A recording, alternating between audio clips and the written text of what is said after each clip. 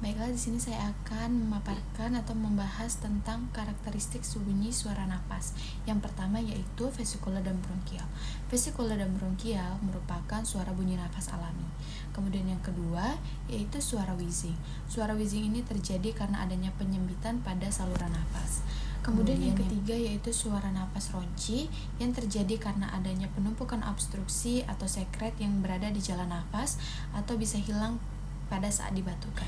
Kemudian yang keempat yaitu fraction root. Ini terjadi karena adanya gesekan antara lapisan pleura bagian dalam dan luar yang meradang.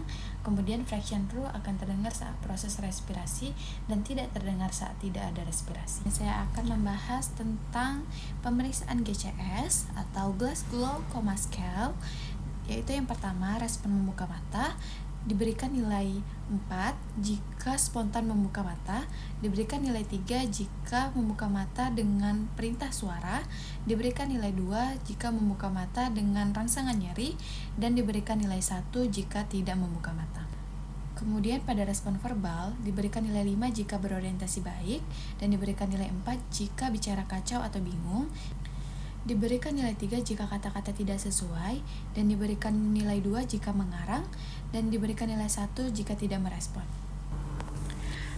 Baik, materi selanjutnya yaitu bagaimana cara menghitung tafsiran BB janin, yaitu dilihat dari jika kepala sudah masuk PAP atau pintu atas panggul, maka rumus ketetapannya yaitu TFU dikurang 11 dikali 155 gram, maka sama dengan contohnya TFU 30 dikurang dengan 11 dan dikali 155, maka hasilnya 19 dikali dengan 155, dan maka tafsiran BB janin yaitu 2,9 kg. Dan jika kepala belum masuk PAP, maka rumus ketetapannya yaitu TFU dikurang 12 dikali dengan 155. Contoh 23 dikurang 12 dan dikali 155, maka hasilnya 11 dikali 55 sama dengan 1,7 kg. Materi selanjutnya yaitu saya akan membahas tentang bagaimana cara menghitung luas luka bakar. Pada bagian atas atau kepala, bagian depan dihitung 4,5 dan bagian belakang yaitu 4,5. Namun, jika terjadi seluruh bagian kepala, maka nilainya 9. Kemudian pada bagian tangan, jika yang terjadi hanya bagian depan, maka nilainya 4,5. Namun, jika keseluruhan, maka nilainya 9. Dan pada bagian dada, nilainya 9, dan bagian perut nilainya 9. Jika keseluruhan, maka nilainya 18. Pada bagian kaki depan nilainya 9, dan jika bagian belakang nilainya 9. Jika keseluruhan maka nilainya 18, dan nilai 1 pada bagian kelamin. Baik, materi selanjutnya yang akan saya bahas yaitu untuk bagaimana cara menghitung usia anak. Misalkan bayi lahir tanggal 20 bulan 10 tahun 2024 dan tanggal kunjungan di tanggal 15 bulan 6 2024. Maka perhitungannya yaitu tanggal 30 ditambahkan dengan rumus ketetapan 15 dikurang 25.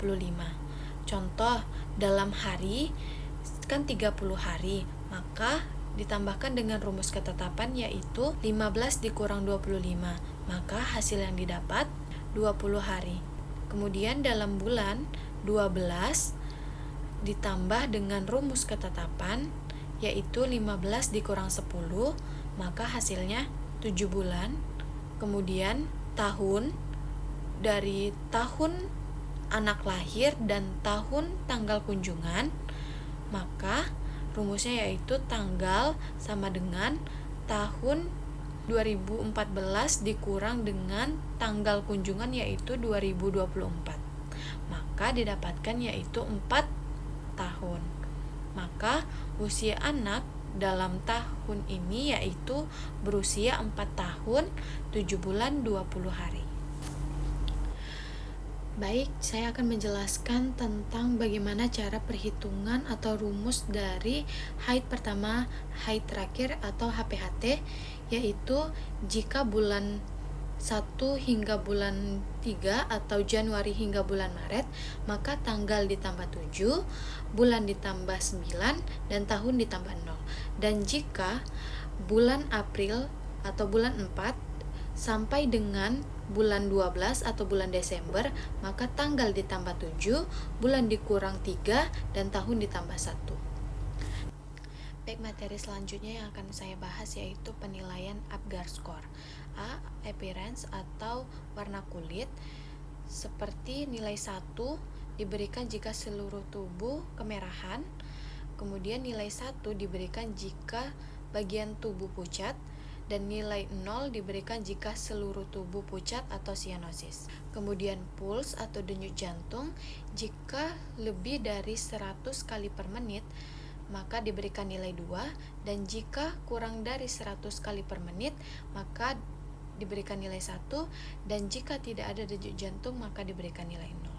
Selanjutnya yaitu activity atau tonus otot, nilai 2 diberikan jika gerakan aktif, dan nilai 1 diberikan jika ekstremitas ditekuk, dan diberikan nilai 0 jika tidak ada gerakan atau bayi terlihat lunglai.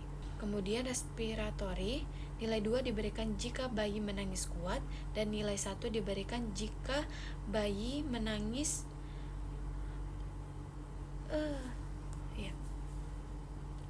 Nilai 1 diberikan jika bayi terlihat lemah, dan nilai 0 diberikan jika bayi lahir tidak dalam keadaan menangis.